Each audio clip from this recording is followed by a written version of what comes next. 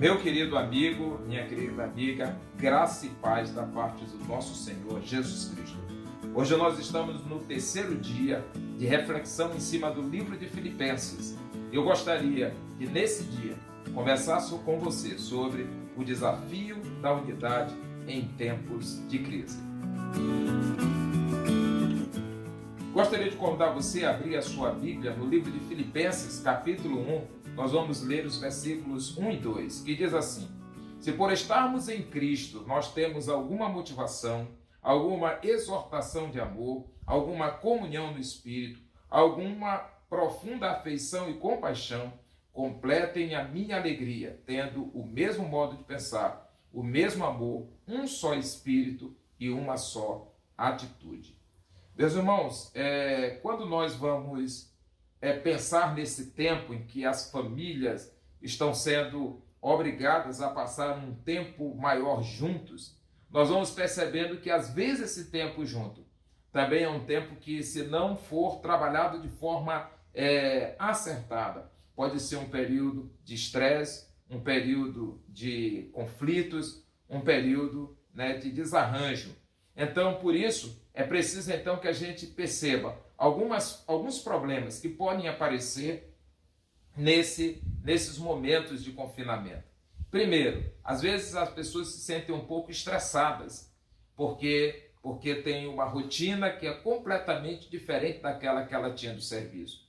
Às vezes algumas pessoas se sentem ansiosas, porque não sabem como é que vai ficar depois que saírem desse período então, e retomar a sua realidade de profissional, de estudo, sua vida religiosa. Outras vezes também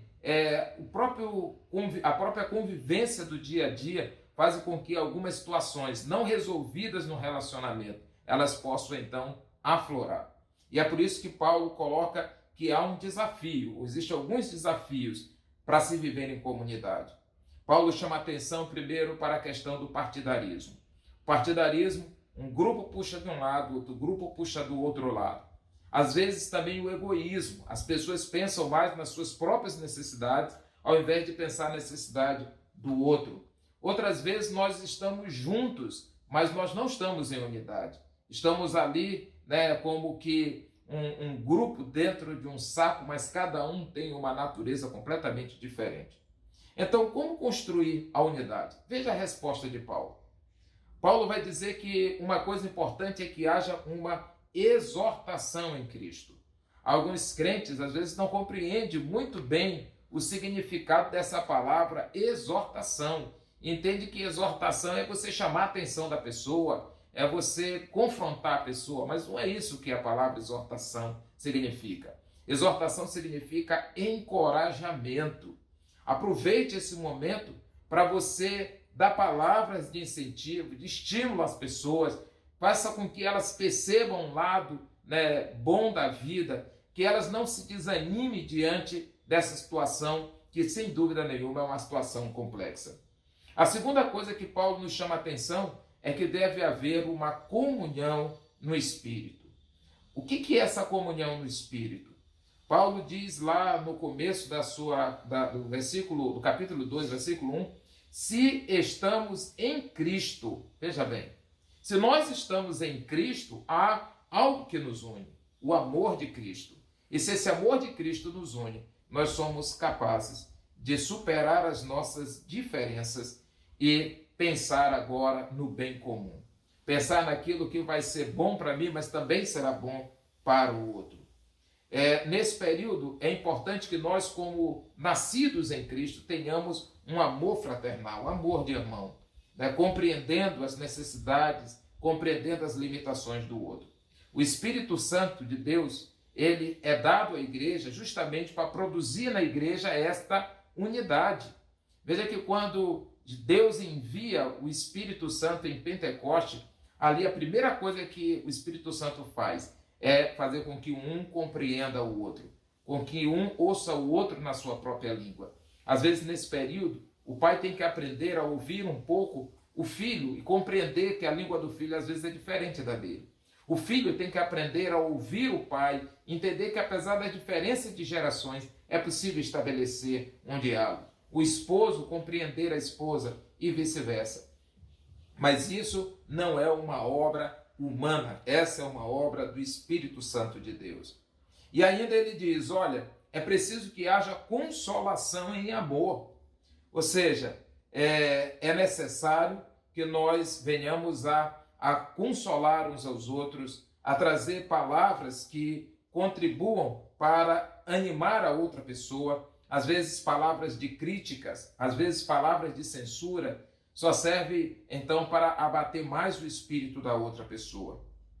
E aí ele diz que haja em nós entranhados afetos, entranhados afetos. O que é isso? Ou seja, que venha do fundo do nosso coração, um sentimento verdadeiro, um sentimento puro em relação a outras pessoas. Mas ele diz que esse afeto, ele deve ser acompanhado de íntima compaixão. Ou seja, não basta eu sentir, eu preciso tomar atitude, eu preciso fazer algo para que o outro também se sinta acolhido. Meus irmãos, então, se nós fizermos isso, se nós formos capazes de termos no nosso coração, esse sentimento de encorajar o outro, de buscar uma comunhão no Espírito e, ao mesmo tempo, também de consolar uns aos outros e ter afetos verdadeiros com gestos profundos, isso vai contribuir para que esse período seja um período de crescimento. O nosso desejo é que Cristo, nesse período, faça uma obra cada vez mais profunda em nós. E eu gostaria de terminar a nossa reflexão nesse momento, convidando você para nós orarmos hoje pelas pessoas que já foram contaminadas pelo coronavírus. No mundo são mais de 300 mil pessoas.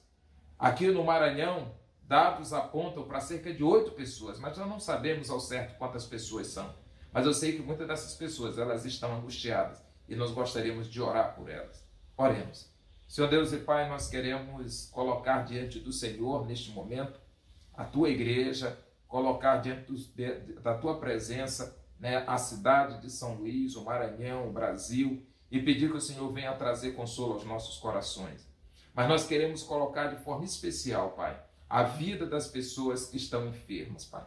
Aqueles que já foram contaminados, Pai, por esse coronavírus.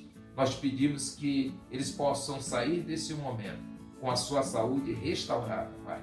E nós pedimos que o Senhor trabalhe nos seus corações para que não haja desespero.